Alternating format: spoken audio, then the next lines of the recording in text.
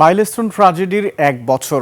School ভবনে বিমান বিধ্বস্তের মর্মান্তিক সেই ঘটনায় স্বজন হারানোর শোক আর আগুনে পোড়া স্মৃতি এখনও তাড়া করে ফিরছে শিক্ষক, শিক্ষার্থী ও অভিভাবকদের। দিনটি ঘিরে দোয়া, মিলাদ মাহফিল ও স্মরণ অনুষ্ঠানের আয়োজন করেছে কর্তৃপক্ষ।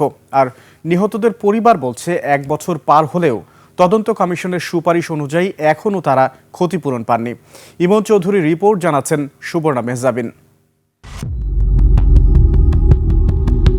২০২৫ সালের ২১ জুলাই মুহূর্তের বিস্ফোরণ বদলে দেয় মাইলস্টোন স্কুল অ্যান্ড কলেজের অসংখ্য মানুষের জীবন।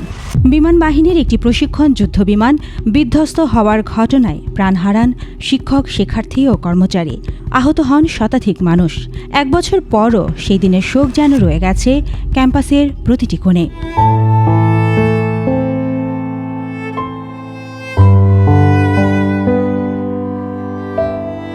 সকাল থেকেই নিহতদের স্মরণে মাইলস্টোন স্কুল অ্যান্ড কলেজ প্রাঙ্গণে মিলাদ, দোয়া ও বিশেষ মোনাজাতের আয়োজন করা হয়। পরে শিক্ষক, শিক্ষার্থী, অভিভাবক ও স্বজনরা ফুল দিয়ে শ্রদ্ধা জানান। এ সময় আবেগাপ্লুত হয়ে পড়েন উপস্থিত অনেকেই। বের হয়ে দেখি এখানে অসংখ্য বাচ্চারা হাত গরমের মতো ঝলসে পড়তেছে, এমন একটা অবস্থা। আসলে ওই ঘটনাটা প্রতি সময়ই মনে পড়ে এবং এই ঘটনাটা যখন নিজ চোখে দেখছি, সামনে খান ছিলাম, তারপরে এটা টেনশন আসলে অনেক সময় আমিও অসুস্থ ছিলাম। আমাদের যে নিষ্পাপ ২৮টা শিশু, ৩ জন শিক্ষক, ৩ জন অভিভাবক, একজন আয়া, ঠিক এই জায়গায় অকালে মৃত্যু বলে ঢলে পড়ে। আমরা তাদের আত্মার মাগফিরাত কামনা করার জন্য, তাদেরকে শ্রদ্ধা জানানোর জন্য আজকের এই ছোট্ট অনুষ্ঠানের আয়োজন করেছি। ক্যাম্পাসের শিক্ষা কার্যক্রম স্বাভাবিক হলেও অনেকের মন থেকে মুছে যায়নি সেই ভয়াবহ দিনের স্মৃতি। নিয়মিত ক্লাস চলছে, শিক্ষার্থীরাও ফিরেছে পাঠে, কিন্তু আকাশে বিমান ওড়ার শব্দ শুনলেই এখনও অনেক শিক্ষক, শিক্ষার্থী আতঙ্কিত হয়ে পড়েন। সেই দিনের ভয়াবহ দৃশ্য যেন বারবার ফিরে আসে তাদের মনে।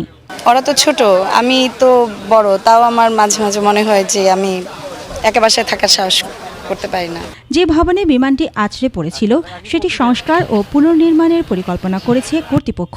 তবে ইট পাথরের ভবন নতুন করে গড়ে উঠলেও প্রিয়জন হারানোর শূন্যতা যে সহজে পূরণ হওয়ার নয়, সেটাই বলছেন শিক্ষক, শিক্ষার্থী ও অভিভাবকেরা। টিচাররাও আমাদের পাশে দাঁড়িয়েছে।